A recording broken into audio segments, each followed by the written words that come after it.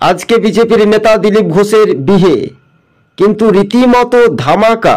আর সেই ধামাকা অফারেই দেখা গেল একাধিক বিজেপির নেতা থেকে নেতৃত্বদের। পাত্রী রিঙ্কু মজুমদার তিনি স্বইচ্ছায় আশীর্বাদ করে নিলেন, কেননা দীর্ঘদিনের রাজনৈতিক সম্পর্ক।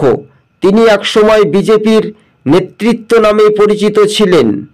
দিলীপ ঘোষের সঙ্গে সম্পর্ক হয় 2021, কিন্তু তার আগে থেকেই বিজেপির নেত্রী মহিলা যুব মোর্চার নেত্রী হিসেবে কাজ করছিলেন। কিন্তু রীতিমতো টিভি সকাল ইউটিউব চ্যানেল আপনাদের সঙ্গে আমরা তুলে ধরেছি এবং দুইজনকে আমরা শুভেচ্ছা অভিনন্দন জানাই। এবং অতএব মুখ্যমন্ত্রী স্বয়ং মিষ্টি দিয়ে তাদেরকে আশীর্বাদ করে এবং আশীর্বাদ করেছেন রীতিমতো।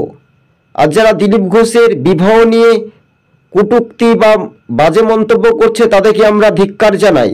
টিভি সকাল ইউটিউব চ্যানেলের পক্ষ থেকে দিলীপ ঘোষকে আমরা শুভেচ্ছা অভিনন্দন জানাই। আপনার জীবন সুখ শান্তি সমৃদ্ধি ফিরুক, আবার নতুন করে গড়ে উঠুক সমৃদ্ধি জীবন।